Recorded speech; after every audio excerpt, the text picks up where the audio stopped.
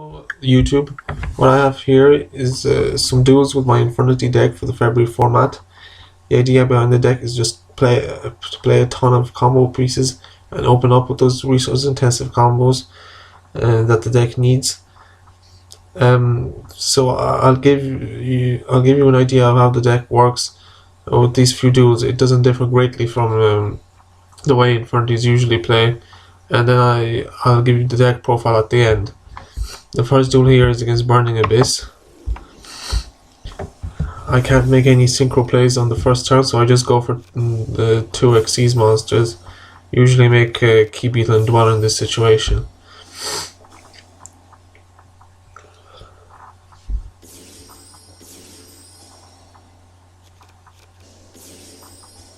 Now it just so happens that the Burning Abyss player breaks. He doesn't open up with any Dantes.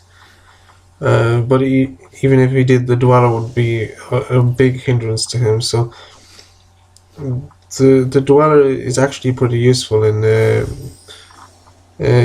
Atlantean and what you call the BA matchup. Now he banishes the Key Beetle strangely with the Farf. I would expect him to banish the Dweller just in case he top decks into another BA monster.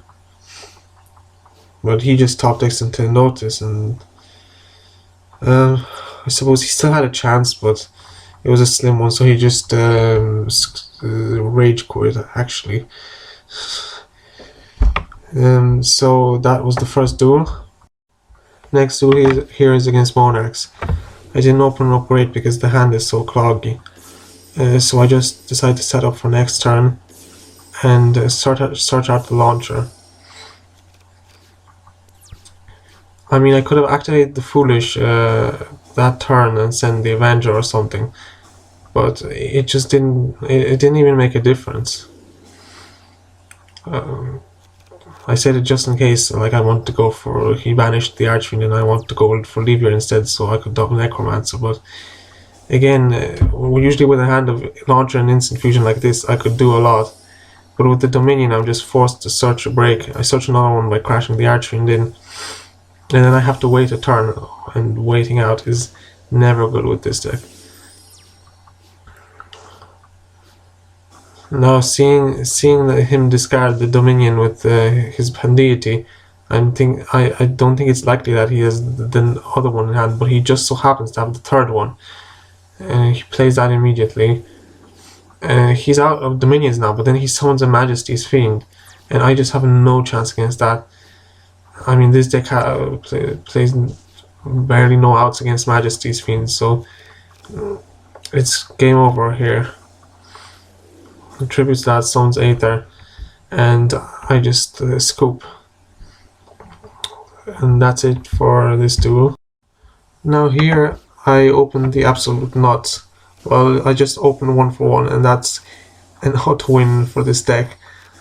Like Mirage is one card I'd consider cutting from this deck, just because if you draw it, you almost always lose. It's so hard to set up the graveyard if you and summon it out onto the field in the same turn. But 1 for 1 or any other combo which searches Mirage is just auto win. 3 traps and a Void Ogre. I mean, you can drop the Mirage if you don't want those losses sometimes from drawing it, but then I just feel like you're playing not to lose, and you're not going to get anywhere against the meta playing not to lose. I didn't do the whole Mirage loop here, and he's just locked out. He draws the Raigeki, but he is not able to bait out all my other effects to clear my field. Tries to crashing the Archfiend to make my barrier dead, but I'm having none of it, and I just barrier the Raigeki. Here the only relevant trap he has left is Fiendish Chain. There's just no point activating that because I'm going to negate it with the Void Ogre. And he scoops. Here's a duel I played in Unrated against Gimmick Puppets. I decided to include this just because the rank up combos he did were cool enough. I mean, in a duel like this, you can afford to have a turn just to set up. If this was Monarchs or Cosmo or any other meta deck, you'd get locked out or OTK'd, but against a low tier deck, you can just take a turn, summon Grepher, set up the graveyard, and you survive, and they won't lock you out at all. So he goes for the whole rank up thing, and I'm surprised he can't end on something that can keep, that can save him during my turn, that can somehow protect him. It's just number 77, and I can just spin that away and go for OTK. Like, really, is there no rank 12 or other higher rank Xyz monster you can go for that with some quick effect, some defensive effect? Apparently not. So it was an easy game.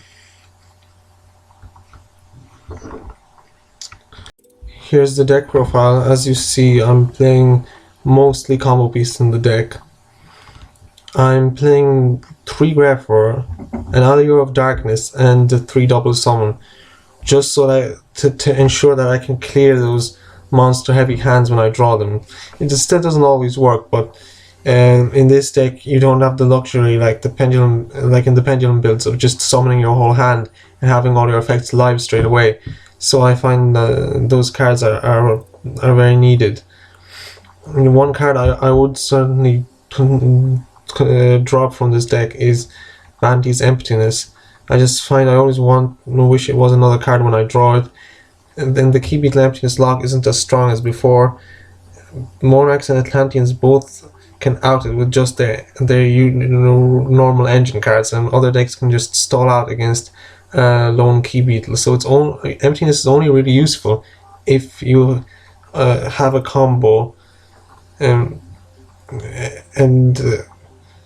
that means all four other cards in your hand must be like perfect for Emptiness to be good. You can see in the extra deck I'm playing Amaterasu and Rhapsody for the combo I showed in one of my earlier videos. It actually does come up. There's a few variants of it. So I would recommend keeping them in if you're going to play Mirage. I consider playing Rhapsody as well, and that's very strong, but I find you don't go for it as much in this deck. Going second, playing Rhapsody and Treacherous Trap Hole would be very useful, because it's one of the most powerful board breaking plays at the moment, and you can detach Archfiend as well when you do that. So maybe side it, I don't know.